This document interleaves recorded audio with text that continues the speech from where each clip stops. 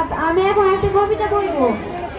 বাবা তো বাবাই হন, গরিব কিংবা ধনী, বটবৃক্ষের মতো আগলে রেখে পুঁততে থাকেন জীবন। এখন আবার নিবেদন কবি দেবলীনা চ্যাটার্জির লেখা বাবার সংজ্ঞা। তোমার কাছে তোমার বাবা হয়তো রাজার রাজা, আমার বাবা খুব সাধারণ, রোজ খেটে খাওয়া প্রজা। তোমার জন্য তোমার বাবা চা পেরে দিতে পারে, আমার বাবা তো হত দরিদ্র, খালি হাতে গড়ে ফিরে। তোমাদের বাবা খুব ফিটফাট, গায়ে স্যুট হাতে ঘড়ি। জানো তো আমার বাবারা ভীষণ অগোছালো, মুখ বড় পাকা করে। তোমাদের হাতে নুন পড়ে ডালো, বাবা খায় জিততে পারছি। আমি তো দারুণ রান্না করি, তবুও বাবা বলে মোটামুটি। তোমাদের জন্মদিনে বাবা দামি উপহার দেয়, আমার বাবা এত না, দিনটাই ভুলে যায়। তোমাদের বাবা হাত ধরিয়ে রাস্তা করে এটা, আমার বাবা নিজেই পারে না, আমি হাত ধরি তার।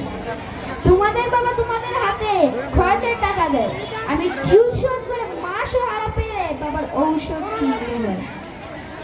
আমার বাবাও চেষ্টা করে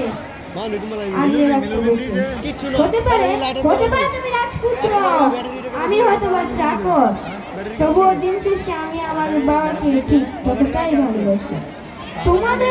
তোমরা বাবা শব্দের যে সংজ্ঞাটা দাও, তারা ফেসবুক জুড়ে ওই চিরচরিত বাবার উপমা বিরক্ত করে।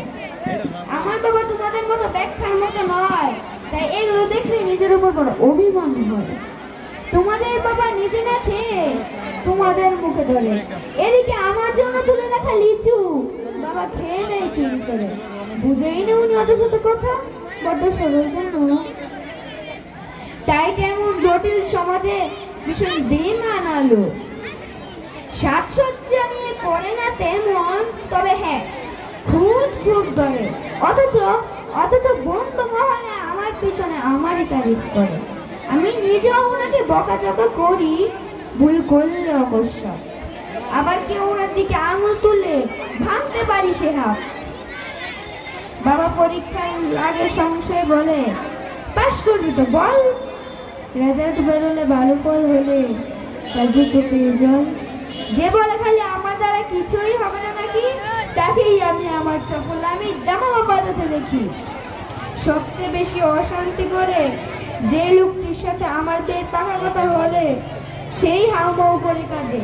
অথচ যখন জিজ্ঞেস করি পারবে থাকতে ছেড়ে, উত্তরে বলে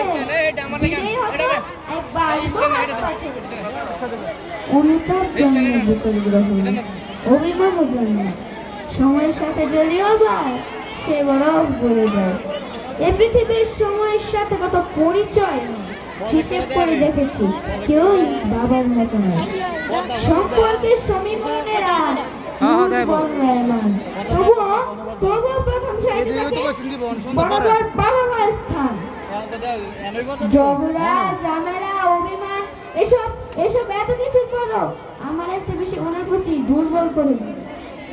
আমাকে আমার প্রিয় মানুষেরা এত নামে ডাকলেও বাবার মতো বাবা আমার কই ডাকে না তো কেউ। ধন্যবাদ সাদাতকে তার সুন্দর একটি কবিতা আবৃত্তি করার জন্য।